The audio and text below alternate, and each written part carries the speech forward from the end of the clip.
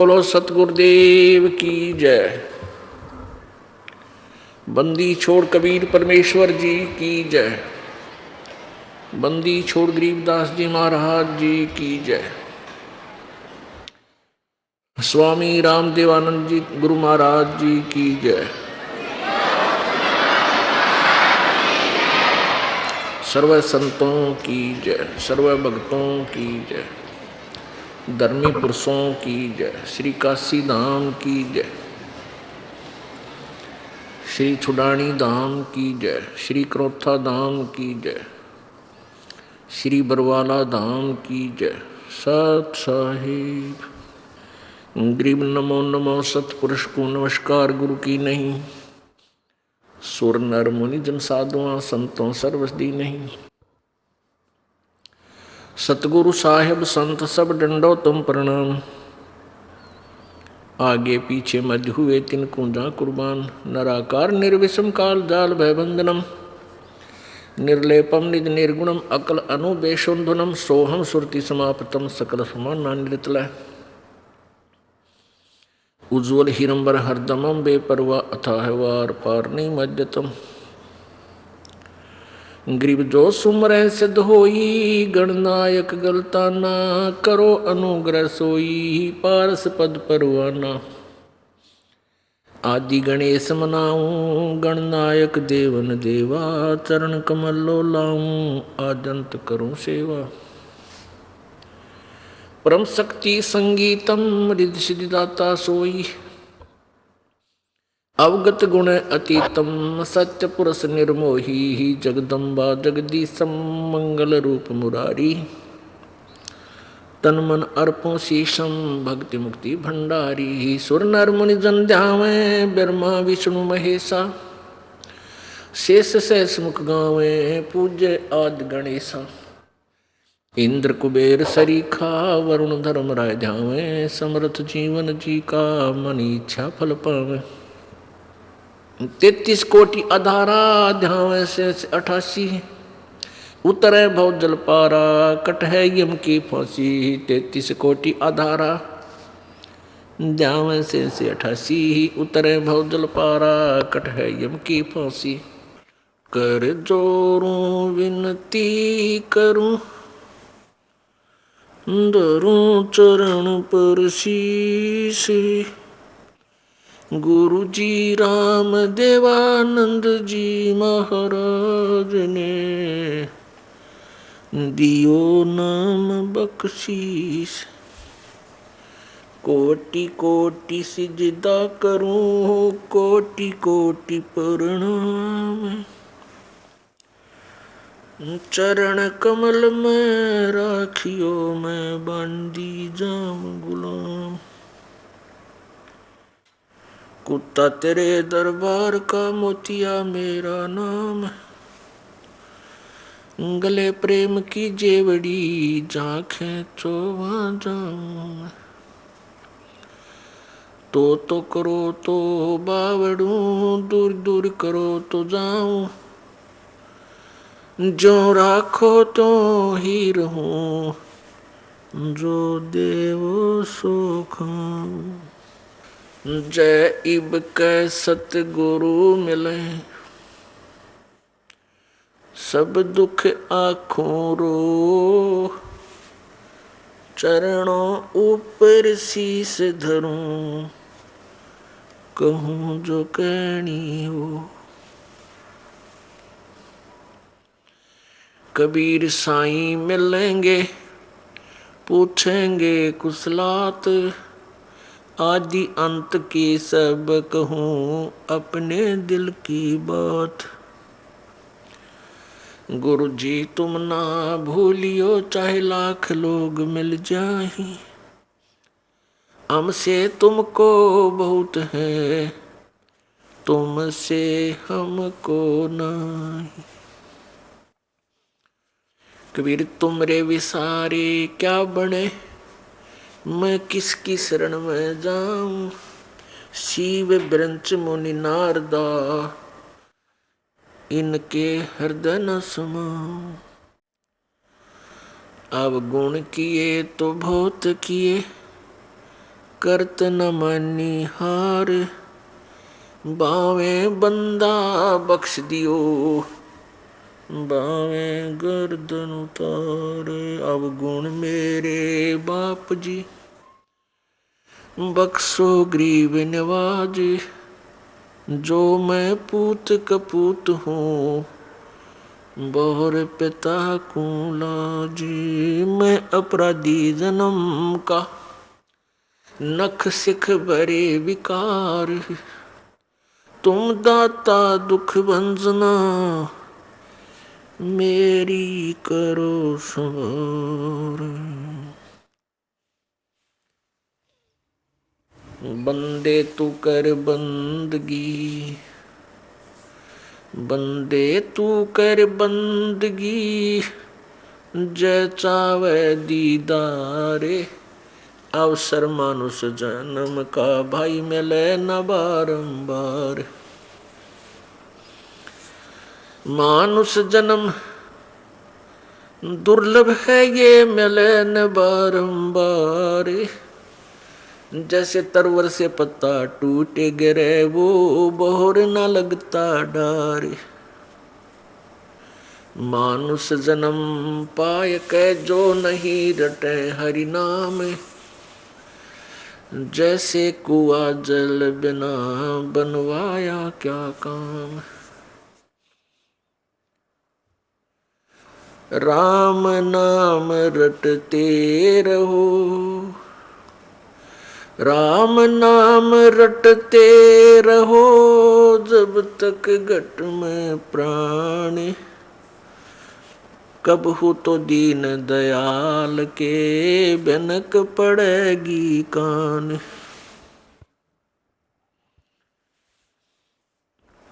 कबीर लूट सको तो लूटियो, राम नाम की लूट। पीछे फिर पछताओगे, प्राण जाएंगे छूट। नहीं भरोसा देह का, ये विनस जावे छन माही। श्वास उश्वास में नाम जपो, और यतन कछु नाही। कबीर श्वास उश्वास में नाम जपो, व्यर्थ श्वास मत खो। न जाने इस श्वास को आवण हो के न हो। वो पृथ्वीपति चकवे गए, जिनके चकर चलंत। रावण सरीखे कौन गिने, ऐसे गए अनंत। वो मर्द गर्द में मिल गए, रावण से रणधीर। कंस के सी चाणूर से, वो हिरण्यकशिपु बलबीर। तेरी क्या बुनियाद है, तू जीव जन्म धर लेत। गरीबदास हरि नाम बिना, तेरा खाली रह जा खेत। सर्व सोने की लंका होती, रावण से रणधीरम। एक पलक में राज विराजी, वो जम के पड़े जंजीरम। परम पिता परमात्मा, सर्व सृष्टि रचनहार कुल मालिक कबीर देव कबीर परमेश्वर अपनी प्यारी आत्माओं को यथार्थ ज्ञान कराने के लिए स्वयं ही सतलोक से चलकर आते हैं। ये वही परमेश्वर हैं जो बनारस में, काशी में, हिंदुस्तान भारतवर्ष की पवित्र भूमि पर सन 1398 में अर्थात संवत 1455 को ज्येष्ठ सुदी पूर्णमासी के दिन एक लहर तारा तालाब में विकसित कमल के फूल पर शिशु रूप धारण करके विराजमान हुए थे। अपने सतलोक से चलकर आए थे। 120 वर्ष तक वो परमात्मा यहाँ रहे इस धरातल पर, और यहीं से सर्व ब्रह्मांडों का कंट्रोल भी करते रहे। और यहाँ एक तत्वदर्शी संत की भूमिका भी उन्होंने की, यथार्थ ज्ञान प्रचार किया। उस समय पूरा मानव समाज काल प्रेरणा से, शास्त्र विरुद्ध ज्ञान से परिपूर्ण होता है। तब परमात्मा आते हैं, अपने तत्व ज्ञान से उस अज्ञान रूप अंधकार को हटाते हैं। परमपिता परमात्मा हमें याद दिलाते हैं कि तुम्हें मानव शरीर आत्म कल्याण के लिए प्राप्त हुआ है। परमेश्वर बताते हैं कि मानुष जन्म पाकर जो नहीं रटे हरि नाम, भाई जैसे कुआं जल बिना फिर बनवाया किस काम। अब जैसे जिस कुएं के अंदर जल नहीं है और वो कितना सुंदर बना रखा है, चाहे पक्का भी कर रखा है, उसको कंस्ट्रक्शन भी कर रखी है, बढ़िया प्लास्टर कर रखा है, यदि उसमें जल नहीं है उसका नाम कूप अवश्य है, लेकिन गुण कूप के नहीं है। इसी प्रकार जो मनुष्य शरीर पाकर के परमात्मा की भक्ति नहीं कर रहे, उनका नाम मनुष्य अवश्य है, लेकिन आकार मनुष्य जैसा है, लेकिन कर्म मनुष्य के नहीं है। क्योंकि मनुष्य का प्रथम कर्तव्य है परमात्मा की भक्ति करना, आत्म कल्याण करवाना। इस परमात्मा की भक्ति पर जब ये इंसान लगता है तो इसके अंदर शिष्टाचार, सदाचार, विनम्रता, विकार रहित ये होना पड़ता है, अन्यथा भक्ति नहीं चलेगी। तो इस भक्ति से, परमात्मा की यथार्थ साधना से ही ये मानव इंसान के गुणों युक्त होता है। अन्यथा जो भी परमात्मा की भक्ति ना कर रहे, बाकी जो कर्म है, शेष कर्म अन्य प्राणियों जैसे ही मनुष्य भी करता है। संतानो उत्पत्ति, उनमें मोह ममता, फिर उनके ही पालन पोषण के चक्कर में सारा जीवन व्यर्थ कर देना। ये तो पशु पक्षी भी करते हैं, प्रत्येक प्राणी कर रहा है। यदि मनुष्य का काम भी इतना ही होता तो मानव शरीर परमात्मा नहीं देता। 84 लाख प्रकार की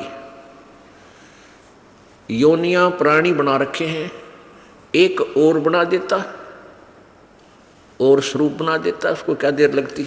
मनुष्य शरीर इसलिए दिया है कि इसमें परमात्मा ने हमें बुद्धि दी है कि हम प्राकृतिक आपदाओं से बचने के लिए एक हट बना सकते हैं, झोंपड़ी डाल सकते हैं। उसको चाहे हट को आप पक्की ईंटों से बना लो, चाहे पत्थर से बना लो, और चाहे शेड डाल लो टीन का, या वैसे घास फूस की बना लो। उन सभी का कार्य है प्राकृतिक आपदाओं से बचना। जैसे आंधी आ गई, ओले गिर गए, एकदम वर्षा आ जाती है, धूप अधिक होती है, सर्दी ज़्यादा होती है, तो हम इन आपदाओं के कारण व्यवस्थित नहीं रह सकते। और यदि हमने झोंपड़ी बना डाल रखी है या मकान बना रखा है, तो उसमें हम इन आपदाओं से बच सकते हैं। हमारे कपड़े ना भीजें, आटा खराब ना होए, लकड़ी ना गिल्ली होए, जिससे हम खाना डेली बनाते हैं। इस उद्देश्य से मनुष्य ने ये मकान बनाने शुरू किए थे, और इतनी ही आवश्यकता है इनकी। अब हम अज्ञानता के अंदर इतने जो है ना पहुंच गए हैं कि हमने मकान बनाने की ही दौड़ लगा दी। इसी तरफ हमारा पूरा समय डाइवर्ट हो गया। बढ़िया कोठी बनावे, 2-2, 3-3 मंजिल की बनावे, उसमें चिप्स लगावे हैं, उसी के अंदर पता नहीं के डेकोरेशन रख ले, और फिर इतनी अच्छी कोठी बनाएंगे 10-20 लाख रुपए की, तो वो 2 नंबर से धंधा करना पड़ेगा, पाप का भागी होगा, भगवान का दोषी, सरकार का दोषी, और भक्ति नहीं कर सकता वो प्राणी। ठीक है, परमात्मा ने आपके भाग्य में आपके पूर्व जन्म का किया हुआ पुण्य दिया हुआ है, उससे आपके पास पैसा भी है, तो मकान बना लीजिए, जैसा भी आपका पॉकेट अलाउ करता है बना लीजिए। लेकिन फिर एक कोठी बन गई, फिर दूसरी बना ले, फिर तीसरी बना ले, हैं, कोई बात हो या? और फिर एकदम मृत्यु हो जा, फिर गधा बन के, कुत्ता बन के उन कोठियाँ के गली में भी नहीं बैठ सकता, अंदर तो बात दूर है, बाहर भी नहीं बैठ सकता। मारेंगे लठने का, दूर मारो इनका, कुत्ते से बीमारी ना लग जा। क्यों खाज लगेगी, टांग टूटेगी, आंख फूटे अगर इसे निकम्मे आदमी की जो भक्ति नहीं करता, सारा जीवन बर्बाद कर देता है अपने इस माया के जोड़ में। तो पुण्यात्माओं, ये बातें जो परमात्मा हमें याद दिलाते हैं अपनी पवित्र वाणी के माध्यम से, परमात्मा कहते हैं कि ये बातें कहने सुनने की नहीं है, ये कर पाड़ने की है। ये हमने सुना दिया, आपना अच्छी लगी, अच्छी लगी तो आप आगे सुनाने लगे। नहीं, आगे सुनाओ अवश्य, लेकिन स्वयं अमल करो पहले, उसके बाद दूसरे पे आपकी बात का असर होगा, नहीं तो कोई प्रभाव नहीं पड़ेगा, आप भी अपना जीवन व्यर्थ करोगे। तो क्या बताते हैं परमात्मा के, मानुष जन्म पाके जो नहीं रटे हरि नाम, और जैसे कुआ जल बिना फिर बनवाया किस काम। मानुष जन्म दुर्लभ है, ये मिले न बारंबार, जैसे तरवर से पत्ता टूट जा वो बहुत न लगता डार। अब जैसे आज आप एक परिवार रूपी आपका एक पेड़ है, आप उसके पत्ते हैं, और एक पत्ता गिर गया टूट के, वो पुनः स्थापित नहीं हो सकता उसी डार पर। इसी प्रकार आपका ये मनुष्य शरीर एक बार हाथ से छूट गया, आपको फिर प्राप्त नहीं होगा इस परिवार में, यही शरीर। अब कहने का भाव ये है कि हमारा यहाँ पर अस्थायी ठिकाना है, और इसका ये भी नहीं मालूम ये है कितने दिन का। ठीक है, हम अप्रोक्सीमेशन ला के, अंदाजा सा ला के जी रहे हैं कि 100 वर्ष तो आदमी जी ही जाता है। अब 80, 70, 80 साल के बाद तो ये शरीर जी आपकी जान का झाड़ हो जाएगा, ये जियो चाहे मरो एक जैसा स्थिति में आ जाता है। तो 50, 60, 70 साल तक इसका जीवन है, और उसका न्यू भी ना पता पहले कब टिकट कट जा, ना जाने कब और किस कारण से ये मृत्यु संसार त्याग कर चला जाए। तो उसके लिए परमात्मा कहते नहीं भरोसा देह का, ये विनस जावे छनमाही। और कहते हैं भाई श्वास उश्वास से, जो आपको मंत्र मिला है प्रभु का सतनाम, जो श्वास उश्वास से सिमरण होता है, कहते श्वास उश्वास से नाम जपो भाई और यतन कछु नाई। ये शरीर तो जाएगा, आज नहीं तो 10 वर्ष में, 10 ना 20 में, ना 30 में, ना 40 में, इसको तो जाना है। ये ना किसी का रहा ना रहेगा, लेकिन इसके जाने की तिथि भी निर्धारित नहीं है, अंदाजा है। तो फिर भी हम गफलत कर रहे हैं, यही सोचकर हम अभी नहीं मरेंगे, हमारी तो आयु अभी 40 वर्ष हुई है, हमारी तो 50 वर्ष हुई है, अभी तो बहुत समय है। यह सबसे बड़ी भूल इस प्राणी का काल न ला रखी है। परमेश्वर कहते हैं कि मौत भूल गया बावड़े, तने चाला कर दिया कौन, और तन माटी में मिल जाएगा भाई जो आटे में नौन है। कहते हैं या दुनिया दा जीवन झूठा भूल रहे मर जाने नू, इस दुनिया का ये जीवन झूठा है, व्यर्थ है, इसका नहीं पता कब समाप्त हो जाए। और भूल गए मर जाने नू, यानी मौत भूल गए। पुण्यात्माओं, काल का इतना जबरदस्त प्रभाव आपके ऊपर, आप बालक हो, आपको नहीं पता, क्योंकि संत डॉक्टर होते हैं और श्रोता एक मरीज होते हैं। अब डॉक्टर को पता है कि ये यदि ये ट्रीटमेंट नहीं करेंगे तो इनके ऊपर कितना भयंकर रोग है, इनकी क्या दुर्दशा होगी। इसलिए वो बार बार कहता है भी इलाज करवा, गफलत मत कर और परहेज रख। तो परमात्मा भी कहते हैं औखत खावे पत्थर है तब होवे कल्याण। औखत खावे यानी दवाई ले, परमात्मा के सच्चे नाम रूपी ये औषधि खावे, और फिर पत्थर है, पत्थ माने परहेज रख है, तब तेरा कल्याण होगा। परमेश्वर हमें बार बार याद दिलाते हैं कि भाई, फिर परमात्मा ये भी हमें साथ साथ एक और बताना चाहते हैं कि कबीरा ये तन जाएगा और सके तो ठाहर ला, या एक सेवा कर संत की और गोविंद के गुण गा। अब ये शरीर तो आपका जाएगा, मृत्यु होगी ही होगी, फिर इसके लिए बताते हैं कि इसमें एक ठाहर लग सकती है। ठाहर माने सपोर्ट। जैसे पहले पुराने समय में सतीर और कड़ियों की छत देते थे मकान पर। अभी बहुत से गांव में एक सतीर होता था, लंबा सा वुडन बीम जिसको कहते हैं। आजकल तो इसके आरसीसी के बीम हो गए, वो लकड़ी का बीम होता था, उसको सैतीर बोलते हैं। तो वो सैतीर कई बार बीच से क्रैक हो जाता था और टूटने को, गिरने को हो जाता था।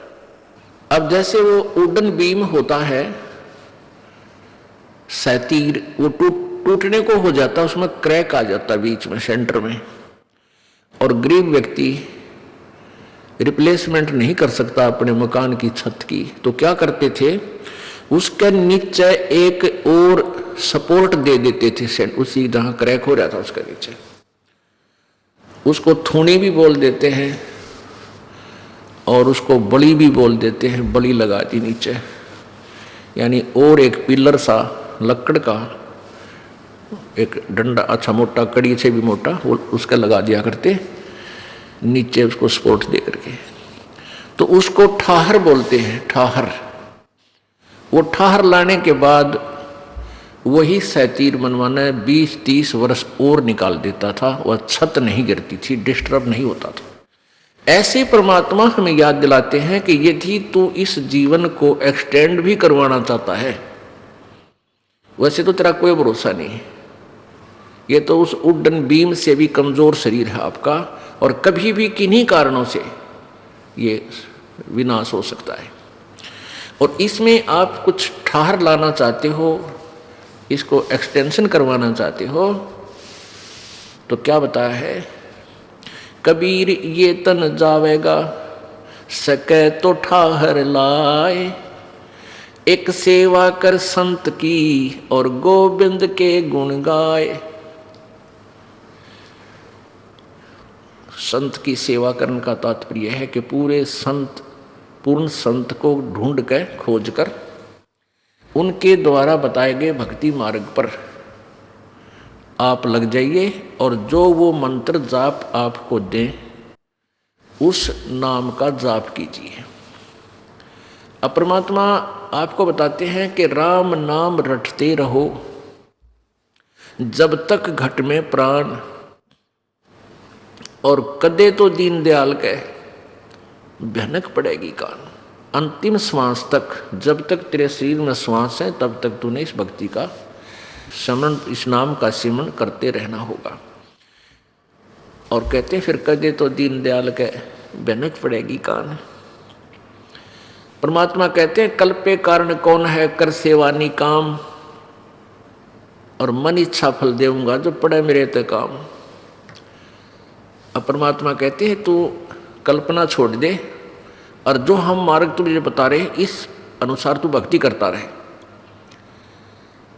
और फिर तुझे जब मेरे से काम पड़ेगा, यानी परमात्मा सतर का जब आपका कार्य होगा, फिर देखना मैं तेरी कैसे रक्षा करता हूँ। अब हम अनजानपने में हम घने बोले हैं, और हम काल के द्वारा घने सताए गए हैं। हम क्या समझते हैं, किसी का बेटा अच्छा पहलवान सा हो गया, तेने सोच लिया बस तेरा बेटा कैसा कोई नहीं, यूँ इतना सुरक्षक हो गया, और बेटा एक्सीडेंट में मर गया, फिर कौन। तो हमारी ये कुतरुआ कैसी सोच है। हम भगवान अब उस सतर पर नहीं आते जहाँ भगवान हमें लाना चाहता है। कोई मुख्यमंत्री, मंत्री, प्रधानमंत्री ने की आड़ लेकर पता नहीं के बने बैठे हैं, कितने आदमियों ने सता दे है, और कल ने उस मुख्यमंत्री प्रधानमंत्री की टिकट कटी की अचानक, कभी भी मर सकता है, ये तो मिट्टी का महल है सबका। फिर कित बाढ़ में जाएगा। भगत कह रहा था, हमारा रिश्तेदार था, और वो संजय गांधी का घना निकट था, उसकी आड़ में, और उसकी माता जी का राज था, श्रीमती इंदिरा गांधी जी का। उस संजय गांधी की आड़ में उसने ना जाने कितने आदमी सता रखे थे, और फिर वो संजय गांधी अचानक दुर्घटना में मर गया। वो 6 महीने तक घर से बाहर नहीं निकला, तन बाहर जानते मारे, माए टट्टी करे घर में, माए रह सूख का काटा हो गया। तो ये नकली सारे पकड़ के बैठ जाते हम। पीछे एक मुख्यमंत्री जी की, अभी आंध्र प्रदेश के मुख्यमंत्री जी की दुर्घटना में मृत्यु होगी। अब आंध्र प्रदेश के मुख्यमंत्री थे, हेलीकॉप्टर से दुर्घटनाग्रस्त तो मृत्यु को प्राप्त हुए। उसके साथ लगभग 125 आदमी और आत्महत्या कर गए। वो क्यों कर गए? क्या उस तो प्रेम था? घर के ना मरे उसके प्रेम में। वो कोई ओरा न सता रहे थे या उसकी आड़ में गढ़ा बिजनेस ठा रहे थे दुनिया ने लूटने के लिए। वो बिजनेस खत्म हो गया, क्यों? उनकी वह आड़ खत्म होगी, आप भी गए। तो उस माया ने के सिर पर धर ले गए जिसकी खारत के लिए जीवन बर्बाद कर दिया। तो परमात्मा हमें ये याद दिलाना चाहते हैं कि तुम इन नकली सहारों की आड़ में और अपने आप को सुरक्षित मान बैठते हो। परमात्मा ही की ओट लो। तो भगवान हमें क्या बताते हैं? राम नाम रटते रहो जब तक घट में प्राण, और कदे त दीन दयाल के भनक पड़ेगी कान। अब कौन से राम का नाम जाप करना है? अब हम कहते हैं राम नाम रटते रहो। तो आम व्यक्ति जो अभी तक पवित्र हिंदू समाज का श्री रामचंद्र पुत्र राजा दशरथ जी को अपना इष्ट मानता है और उसी को सुप्रीम पावर मानता है। हिंदू समाज में ये एक विशेष धारणा है कि जो राजा दशरथ के घर जन्मे अयोध्या में श्री रामचंद्र जी, वो सुप्रीम पावर हैं और वही उसी का नाम जपना चाहिए। राम राम राम राम उसी का नाम है। नहीं, ये राम नाम तो सतयुग में महर्षि वाल्मीकि भी जपते थे, जब तक तो रामचंद्र जी का जन्म भी नहीं हुआ था। ये त्रेता में जन्मे हैं। तो पुण्यात्माओं, हम अज्ञानता के कारण इस अध्यात्म ज्ञान से कोसों दूर हो गए और लोक वेद के आधार से हम पता नहीं कहीं की ईंट कहीं का रोड़ा ये ज्ञान सुन और सुना रहे हैं। तो राम का नाम, राम कौन है? राम कहो, देव कहो, अल्लाह कहो, गॉड कहो, ये रब कहो, ये भाषा भिन्न नाम है और एक परम शक्ति का नाम है ये। अब पहले हम राम की परिभाषा बताते हैं। हम परमेश्वर की परिभाषा से, प्रभु की परिभाषा से भी परिचित नहीं है, इसलिए हम ठीक दिशा नहीं प्राप्त कर पा रहे।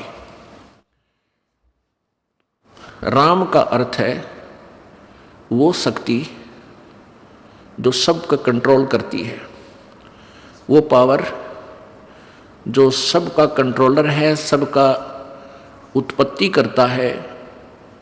जैसे पवित्र श्रीमद् भगवत गीता जी अध्याय नंबर 15 के श्लोक नंबर 16-17 में तीन पुरुष बताए हैं। एक सरपुरुष, एक अक्षर पुरुष और एक परम अक्षर पुरुष यानी उत्तम पुरुष। एक तो सरपुरुष, सरपुरुष का अर्थ होता है नासवान प्रभु, पुरुष माने प्रभु। अब परमात्मा पुरुष जैसा है, मनुष्य जैसा ही प्रभु है, इसलिए पुरुष का अर्थ प्रभु भी है और मनुष्य को भी पुरुष बोल देते हैं।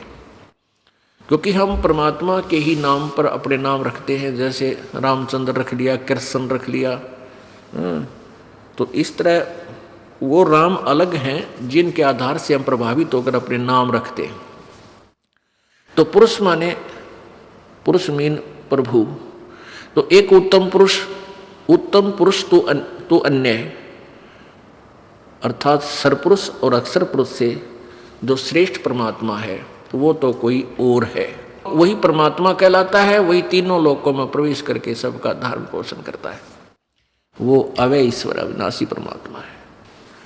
अब इसको समझने के लिए छोटा सा उदाहरण आपको बताएंगे। जैसे आप किसी एक स्टेट से शुरू कीजिए या किसी विभाग से शुरू कीजिए। जैसे पुलिस विभाग है, उसमें सिपाही लगता है, फिर हवलदार साहब और फिर एएसआई साहब, फिर एसएचओ साहब और फिर वही डीएसपी साहब, फिर एसपी साहब, आईजी साहब और फिर डीजी साहब, फिर गृह मंत्री साहब, फिर मुख्यमंत्री साहब और फिर प्रधानमंत्री साहब और राष्ट्रपति साहब। ये सभी साहब कहलाते हैं। हवलदार से साहब कहलाना शुरू करते हैं, और राष्ट्रपति तक सभी साहब ही अपनी उनकी उपमा की जाती है, साहब से संबोधन किए जाते हैं। लेकिन इन साहबों में, इनकी शक्ति में, इनकी पावर में, कार्य क्षेत्र में दिन रात का अंतर होता चला जाता है। अब प्रधानमंत्री जी भी साहब हैं, राष्ट्रपति जी भी साहब हैं, और एक हौलदार जी भी साहब हैं, और एक मुख्यमंत्री जी भी साहब हैं, और मंत्री जी भी साहब हैं। तो इनमें कितना अंतर है प्रत्येक की शक्ति में, पावर में। ऐसे ही देव शब्द, प्रभु कहो, देव कहो, राम कहो, मालिक कहो, स्वामी कहो, पति कहो, ये शब्द है। अब परमेश्वर क्यों कहना पड़ा? जैसे ईश कहो, ईश्वर कहो, चाहे परमेश्वर कहो, लेकिन ईश ही शब्द सुफिशिएंट था। ईश कहो, चाहे राम कहो, देव कहो, ये बहुत ही, ये एक ही नाम काफ़ी है, बहुत है, सफिशिएंट है, पर्याप्त है प्रभु की परिभाषा के लिए। लेकिन ये साहब गणे हो गए। अब जैसे ब्रह्मा विष्णु महेश, ये भी साहब हैं। ये एक ब्रह्मांड में एक एक विभाग के साहब हैं, मालिक हैं, प्रभु हैं, स्वामी हैं। रजोगुण विभाग के ब्रह्मा जी, सतोगुण विभाग के विष्णु जी, तमोगुण विभाग के शिव जी। ये एक ब्रह्मांड में और केवल 3 लोकों में, पृथ्वी लोक, एक पाताल लोक, ऊपर स्वर्ग लोक, इन 3 लोकों के प्राणियों के ऊपर ये स्वामी हैं, एक विभागीय मंत्री हैं। इनके पिताजी अर्थात ब्रह्म ज्योति निरंजन कहो, इसे सरपुरुष कहो, जो गीता जी अध्याय नंबर 15 के श्लोक नंबर 16 में 2 प्रभु बताए हैं, 2 पुरुष बताए हैं, एक सरपुरुष, एक अक्षर पुरुष। तो इनके पिता जो सरपुरुष यानी ब्रह्म है, वो 21 ब्रह्मांड का मालिक है, स्वामी है, राम है, देव है, और उस प्रत्येक ब्रह्मांड में ये as a chief minister role करता है। समझने के लिए इतना समझो। और इसके 3 पुत्र यहाँ के एक कैबिनेट सत्र के मिनिस्टर होते हैं, ये समझो। और बाकी 33 करोड़ देवता वो अलग अलग उनके और विभाग दे रखे हैं। अब जैसे एक विधानसभा में, जैसे हरियाणा की विधानसभा में 90 MLA की सीट है, ये फिक्स्ड है, ऐसे ही 33 करोड़ देवताओं की फीस, ये सीट फिक्स है। इतने ये देवता बनते ही बनते हैं, और ये मरते रहते हैं, दूसरे उस योग्य होते हैं, उनको उस पद पर विराजमान कर दिया जाता है। ये भी नासवान है। ब्रह्मा विष्णु महेश एक विभाग में केवल एक विभागीय मंत्री हैं, और इनके पिता जो ब्रह्म हैं वो 21 ब्रह्मांड में राम हैं, 21 ब्रह्मांड के स्वामी हैं। और जो गीता जी अध्याय नंबर 15 के श्लोक 16 में जो 2 पुरुषों में से जो अक्षर पुरुष है, ये परब्रह्म समझो। अक्षर पुरुष को परब्रह्म भी बोलते हैं। एक ब्रह्म, एक नेक्स्ट ब्रह्म, इससे दूसरा ब्रह्म। तो उसके 7 शंख ब्रह्मांड हैं, 7 शंख, जैसे गणित के हिसाब से करते हैं, लाख, 10 लाख, करोड़, अरब, खरब, ऐसे। तो नील पद्म शंख, 7 शंख ब्रह्मांड का वो स्वामी है। इसकी आयु बहुत ज़्यादा है, इसलिए इसको अविनाशी यानी चिरस्थायी कह सकते हैं। अक्षर पुरुष यहाँ पर जो शब्द है गीता जी अध्याय नंबर 15 के श्लोक नंबर 16 में 2 पुरुष जो बताए, अक्षर पुरुष यानी नासवान प्रभु और अक्षर पुरुष अविनाशी प्रभु। अक्षर का अर्थ होता है जिसका नाश ना हो, जो क्षर ना हो। लेकिन यहाँ इसमें इसको चिरस्थायी कह सकते हैं, वास्तव में अविनाशी नहीं। अक्षर पुरुष अवश्य इसके संज्ञा लगाई है, उपमा लगाई है, लेकिन ये अविनाशी नहीं है, क्योंकि 15वें अध्याय के 17वें श्लोक में तुरंत इसको स्पष्ट किया है कि उत्तम पुरुष है तो अन्य, और परमात्मा इति उदारते। उत्तम पुरुष यानी श्रेष्ठ परमात्मा, वो परम ब्रह्म होता है। जो एक तो होता ब्रह्म, एक परब्रह्म, एक परम ब्रह्म। परम माने श्रेष्ठ, उत्तम, ब्रह्म माने परमात्मा। वो तो कोई और है, और वही परमात्मा यानी परमात्मा का अर्थ होता है उत्तिष्ठ आत्मा, श्रेष्ठ आत्मा, परम श्रेष्ठ। वही श्रेष्ठ आत्मा यानी वही परमात्मा कहलाता है। परमात्मा का सीधा सा विधान है। परमात्मा की परिभाषा ये है कि परमात्मा उसे कहते हैं जो दुख ना दे, केवल सुख सुख दे, इसलिए उसको परमात्मा कहते हैं, श्रेष्ठ आत्मा कहते हैं। और जो यहाँ कैसा बुरा हाल कर रखा हमारा, किसी की बेटा मर जाए, किसी की बेटी मर, किसी की आँख फूटे, किसी की कोड लाग रहा, किसी कैंसर में चिल्ला रहा है। जिसके राज्य में ऐसा दुखी प्राणी, वो परमात्मा नहीं हो सकता, वो स्वामी अवश्य है। जैसे कसाई बकरे पालता है, वो बकरियां का स्वामी है, लेकिन अच्छी आत्मा नहीं है, वो श्रेष्ठ आत्मा नहीं है, वो परमात्मा नहीं है। तो यहां स्पष्ट किया है गीता जी अध्याय नंबर 15 के श्लोक नंबर 17 में कि उत्तम पुरुष है तो अन्य है, श्रेष्ठ प्रभु तो कोई और है, परमात्मा इति उदाहरत। जो अच्छी आत्मा यानी वो दयालु भगवान, वो श्रेष्ठ आत्मा वाला परमात्मा, नेक आत्मा जिसको कहते हैं, वो अलग है। और ये लोग तरम आविश्य विभर्ती, वो अवय ईश्वर है, जो तीनों लोकों में प्रवेश करके सबका धारण पोषण करता, वो है अविनाशी प्रभु। तो अब हमने ईश तो हम समझेंगे ब्रह्म को, और ईश्वर यानी ईश से श्रेष्ठ, इसका इससे ऊपर वो कौन है, वो परब्रह्म। और परमेश्वर शब्द क्यों बोला गया, क्योंकि ये ईश से भी और इस ईश्वर से भी वो श्रेष्ठ परमात्मा है, परमेश्वर, वो परम है, श्रेष्ठ है, वो परमेश्वर है। तो ऐसे हमने प्रभु की परिभाषा को समझना है। अब कौन सा राम है, अब और ऑल कंट्रोलर जो पूर्ण ब्रह्म है, परम अक्षर ब्रह्म है, उत्तम पुरुष जो और ही है, वो असंख्य ब्रह्मांड का मालिक है, राम है, स्वामी है, देव है, प्रभु है।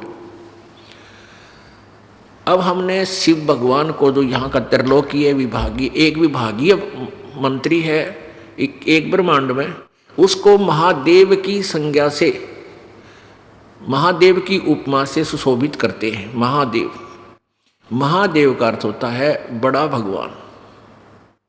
अब यदि महादेव हम कहें वेदों अनुसार, तो महादेव वो पूर्ण परमात्मा है, परम अक्षर ब्रह्म है, हम उसको ही महादेव कहेंगे। अब यहाँ फिर और सतिथि आ जाती है, जैसे यहाँ भी देव हैं, 33 करोड़ देवताओं में जो महान है, बड़ा है, इसलिए इनको महादेव कह दिया जाता है। तो इस पूरी परिभाषा को समझने के लिए ही ये सत्संग किया जाता है, सीडी बनाई जाती हैं। यहाँ नहीं समझ में आओ तो इन सीडी को ले जाओ, डीवीडी अपना चला कर देखो, बार बार इस ज्ञान को ग्रहण करो, इससे ज्ञान यज्ञ का फल आपको मिलेगा। और जब तक हम ज्ञान से पूर्ण रूप से परिपूर्ण नहीं होंगे, तब तक हम भक्ति पर स्थिर नहीं हो सकते। ठीक है, जब तक आपको सुख होते रहेंगे तो आप गुण गाते रहोगे, और जिस दिन एकादश मालिक नहीं चाहेगा आपको, और आप चाहते हो कि मेरा ऐसा हो, आपको परमात्मा ने वो नहीं दिया, वो लाभ नहीं दिया, तो आप कभी भी विमुख हो सकते हो, तो वो भक्त नहीं। गीता जी अध्याय नंबर 2 के श्लोक नंबर 53 में कहा कि अर्जुन, जब तेरी बुद्धि भिन्न भिन्न प्रकार के भ्रमित करने वाले वचनों से, विचारों से, सत्संग से, ज्ञान से हटकर एक परमात्मा के एक उस तत्व ज्ञान पर स्थिर हो जाएगी, एक परमात्मा पर टिक जाएगा, तब तू योग को प्राप्त होगा। यानी तब तू भक्त बनेगा तो योगी होगा, अन्यथा तुने कोई विचलित कर देगा बीच में और तू भक्ति नहीं कर सकेगा।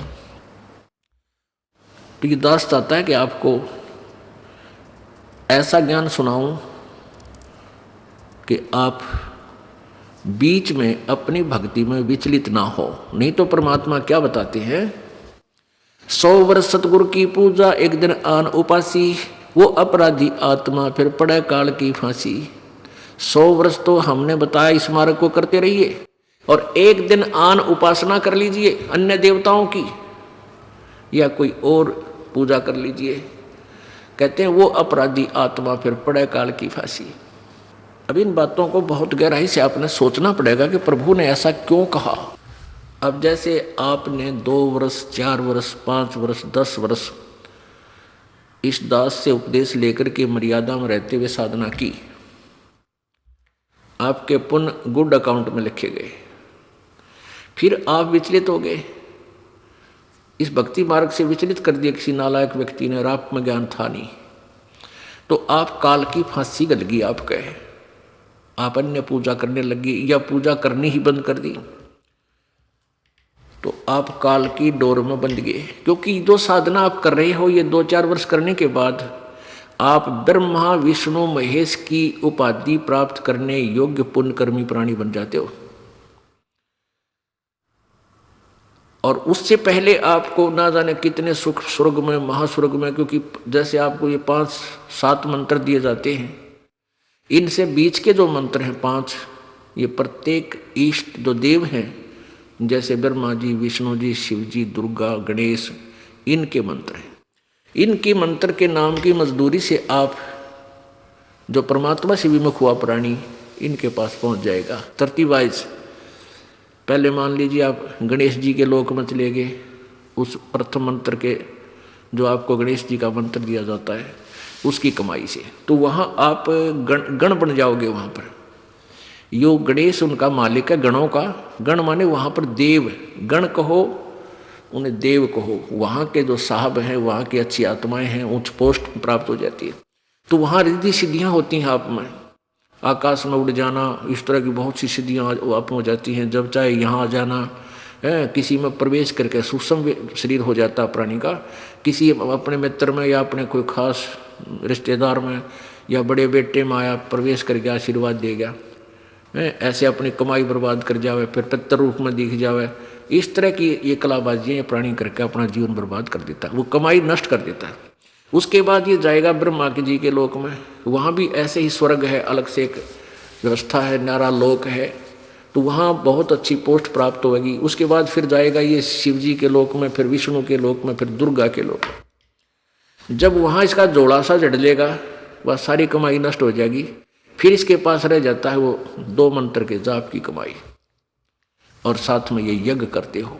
उनको क्या करता है ये काल, फिर इसने स्वर्ग लोक, महास्वर्ग में एक नकली सतलोक, अलखलोक, अगमलोक, अनामी लोक बना रखे हैं। तो उनमें ये बहुत समय तक रहता है, ओम नाम के जाप की कमाई को वहां बर्बाद करता है। और फिर जो दूसरा मंत्र है, उसमें जो 2 मंत्र होते हैं सतनाम में, उसकी कमाई को फिर ये ब्रह्मलोक के सबसे ऊपर के लोकों में लोक में रखता है, जहाँ ये स्वयं रहता है। वहाँ अलग से व्यवस्था बना रखी है। तो वो प्राणी जो सतनाम के दूसरे मंत्र का जो उपासक है, वो यहाँ के ब्रह्मा विष्णु महेश से भी तगड़ी शक्ति का हो जाता है। ये केवल 4 भुजा बना सकते हैं, वो 5 भुजा भी दिखा सकता है, 10 भुजा भी दिखा सकता है। ऐसी बकवादा में इसने लाए रखेगा, और फिर वो पूंजी समाप्त करके फिर इसको पशु जोनि में ठोक देता है। दूसरा ये करता है कि जैसे दूसरे नाम की कमाई है, उसके आधार से फिर इनको ब्रह्मा विष्णु और शिव की पदवी भी दे देता है। और फिर ये कुछ अपना जीवन बर्बाद करके फिर 84 लाख योनियों में चले जाते हैं। तो यहाँ परमात्मा कहते हैं कि बनी बनाई बात आपने क्यों कर बिगाड़ ली। और फिर एक जीव का जीव हो जाता है, एक छोटा सा, यानी कोई गधा बन जाएगा, क्या कुत्ता बनेगा या सुअर बनेगा, फिर आ गया वहीं पर जहाँ से स्टार्ट हुआ था। तो इसलिए इस ज्ञान की आवश्यकता अत्यधिक आपको। दास इसीलिए ये प्रयत्न कर रहा है। पहले तो जो प्रारंभ किया संगत थोड़ी होती थी, और हम दिन में 3-3 बार सत्संग करता था यह दास। शुरुआत की जब क्रोथा आश्रम में, सुबह 8 से 10, फिर 2 से 4, शाम में 8 से 10, ताकि इनको रंगों रंग में। तो उसका परिणाम ये मिला है कि जड़ हमारी मजबूत हुई, और ये क्रोथा कांड रूपी भयंकर तूफान में भी हमारा कोई पौधा डगमग नहीं हुआ। तो इससे हमें भी परीक्षा हुई कि हमारा दिया हुआ, इस दास का दिया हुआ ज्ञान कितना कारगर रहा हमारे बच्चों पर। 100% है। तो इसलिए दास ये चाहता है कि रह रहकर आपको इस रंग में रंग दूं जो आपको बहुत आवश्यक है, अति आवश्यक है, इस मनुष्य जीवन का मूल काम है। बाकी चाहे यहाँ कितना पूंजीपति बन जाओ, चाहे पृथ्वीपति बन जाओ, वो आपका पूर्व जन्म का संस्कार है। भविष्य आपका 0 होता है जो सत भक्ति नहीं करता। अब आपको परमात्मा की परिभाषा बताएगी, तो इसलिए परमात्मा कहते हैं स्वयं आकर के, प्रभु अपनी महिमा आप ही करते हैं, आप ही बताते हैं। आप पे आरती आप पे साजय, आप पे किंगर आप पे बाजय, आप पे ताल झान जनकारा, आप नचे अब देखण हारा। कहे कबीर ऐसी आरती गाऊं, आप पा मध्य आप समाओ। आप पे भगवान बने, आप पे भगवान हैं, आप ही दास बने, आप ही तत्वदर्शी संत बने, और आप ही अपने ही ऊपर उदाहरण दे करके आपको समझावें। हमारे को समझाते हैं, कहते हैं पीछे लग गया जाऊं था मैं लोक वेद के साथ, और रास्ते में सतगुरु मिल गए भाई दीपक दे दिया हाथ। लोक वेद होता है सुना सुनाया ज्ञान, दंत कथा जिसका कोई आधार ना हो। जैसे हम ब्रह्मा विष्णु महेश जी को सुप्रीम पावर सर्वेश्वर महेश्वर, इनके कोई माता पिता नहीं, ये सारी ब्रह्मांडों के मालिक हैं, कुल के मालिक हैं, ऐसा सुना करते थे, ऐसा हम जानते थे। ये था लोकवेद। अब इनकी कहानी हमने इन्हीं की जीवनी में पढ़ी, इनकी कथा सुनी। ये स्वयं स्वीकार करते हैं कि हम हमारा तो जन्म और मृत्यु होता है, हम अविनाशी नहीं हैं। ये परमेश्वर कबीर जी द्वारा दिए गए उस दीपक के रोशनी में हमें दिखाई दिया। पहले हम अंधेरे में डले ढोरे थे। अब देखिएगा, क्योंकि यहाँ ये कंसेप्ट क्लियर करना अति आवश्यक हो गया। अब आपको दिखाते हैं ब्रह्मा विष्णु महेश की सती थी, और हम क्या मानते थे, लोक वेद था वो। तो परमात्मा क्या बताना चाहते हैं कि हम ऐसे लोक वेद के साथ अपना जीवन बर्बाद कर रहे थे, पीछे लागे जावा थे। रास्ते में सतगुरु मिले, यानी सच्चे ज्ञान देने वाले सतगुरु तत्वदर्शी संत मिले। फिर ये तत्व ज्ञान रूपी दीपक हमारे सामने हमारे हाथ में थमा दिया, तो अब हम अंधेरे में भटकेंगे नहीं, सीधा रास्ता ग्रहण करेंगे। अब देखिएगा श्रीमद् देवी भागवत,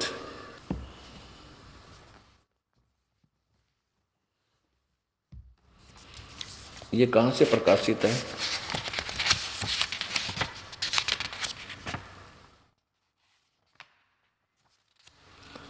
ये कहाँ, ये है भक्तों की आराध्या भगवती दुर्गा। ये दुर्गा को कहते हैं देवी, ये दुर्गा पुराण है समझो। क्योंकि हम इतने अनजान हैं, हमें ये नहीं पता देवी क्या न कहें, दुर्गा किसने कहते हैं। यहाँ तक भी हम तो जय गणेश देवा तक पहुँच गए थे।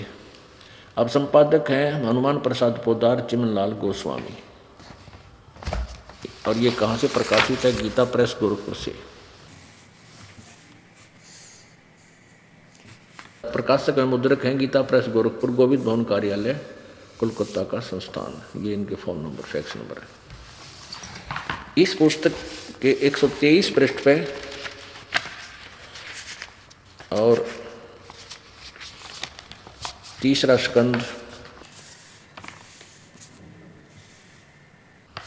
पृष्ठ नंबर 123, 123 पृष्ठ पे ये क्या बता रहे हैं? स्वयं स्वीकार कर रहे हैं, भगवान विष्णु जी दुर्गा की महिमा करते हैं, स्तुति कर रहे हैं। तुम शुद्ध स्वरूपा हो, ये सारा संसार तुम ही से उद्भासित हो रहा है। हम यानी मैं ब्रह्मा और शंकर, विष्णु जी कह रहे हैं मैं ब्रह्मा और शंकर हम सभी तुम्हारी कृपा से विद्यमान हैं। हमारा आविर्भाव यानी जन्म और तिरोभाव में मृत्यु हुआ करता है। केवल तुम ही नित्य हो, जगत जननी हो, प्रकृति और सनातनी देवी हो गया स्पष्ट। आगे क्या कहते भगवान शंकर जी बोले कि देवी यदि महाभाग विष्णु तुम्ही से प्रकट हुए हैं, तो उनके बाद उत्पन्न होने वाले ब्रह्मा भी तुम्हारे बच्चे यानी बालक हुए। फिर मैं तमोगुण लीला करने वाला शंकर क्या तुम्हारी संतान नहीं हुआ? अर्थात क्या मैं तेरा पुत्र नहीं हुआ? अर्थात मुझे भी उत्पन्न करने वाली तुम ही हो शिवे। संपूर्ण संसार की सृष्टि करने में तुम बड़ी चतुर हो। इस संसार की सृष्टि सतिथि और संहार में तुम्हारे गुण सदा समर्थ हैं।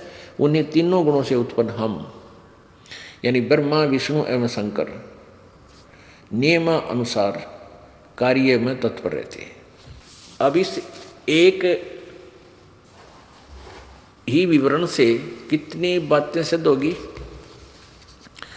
एक तो ये होगी कि ब्रह्मा विष्णु महेश अविनाशी नहीं है, ये नाशवान है। ये सर्वेश्वर महेश्वर कहाँ से हो गए जब ये अपजन्म मृत्यु में है? इनकी भक्ति से जीव स्थिर कैसे हो सकता है? दूसरा ये हुआ कि रजगुण ब्रह्मा है, सतगुण विष्णु, तमगुण शिव जी।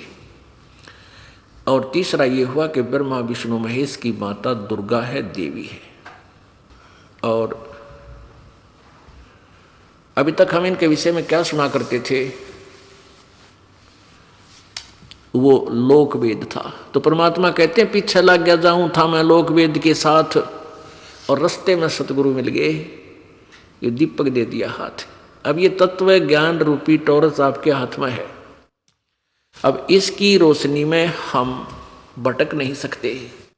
अंधेरे में वस्तु के को नहीं पहचाना जा सकता। दीपक यानी टॉर्च प्रकाश में हम आसानी से उसका परीक्षण कर सकते हैं।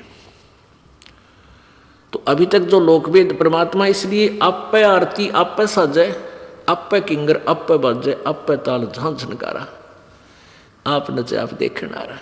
अब अपने ऊपर कह रहा है कि पीछे लग गया जाऊं था मैं लोकवेद के साथ। स्वयं नहीं, हमारे को संकेत करें कि तुम ऐसा जा रहे थे।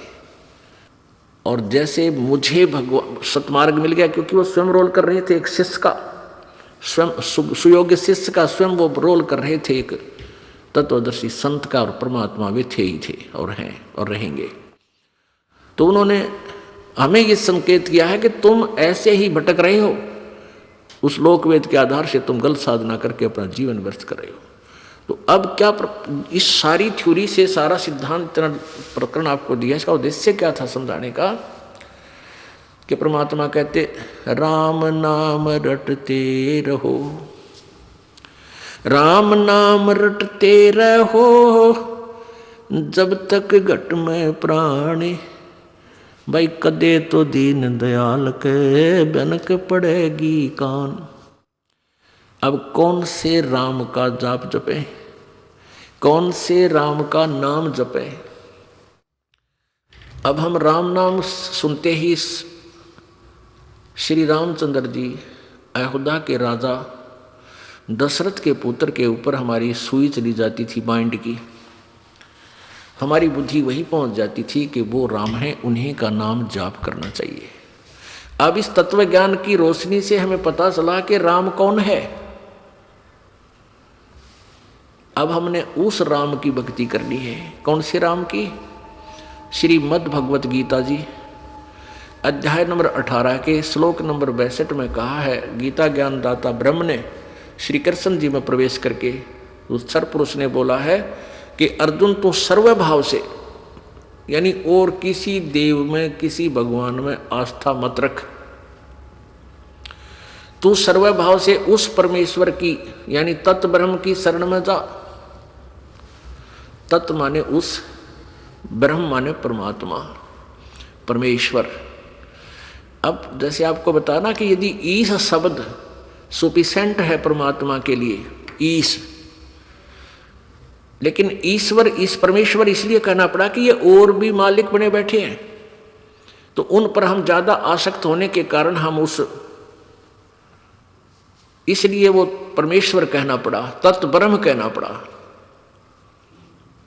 तत्व ब्रह्म कौन है? वो परम अक्षर ब्रह्म है। गीता जी अध्याय नंबर 8 के श्लोक नंबर 1 में अर्जुन ने पूछा कि हे भगवान, जिस तत्ब्रह्म के विषय में आपने 7वें अध्याय के 29वें श्लोक में कहा है कि उसके जानने के बाद फिर ये प्राणी केवल जन्म मृत्यु से ही छूटने का प्रयत्न करता है, या जरा मरण से छूटने का प्रयत्न करता है, इस संसार की किसी वस्तु की इच्छा नहीं रखता। तो वो किम तत्ब्रह्म, वो कौन है? वो तत्ब्रह्म, वो परमात्मा कौन है? उसका उत्तर 8वें अध्याय के 3 श्लोक में गीता ज्ञानदाता ने दिया है।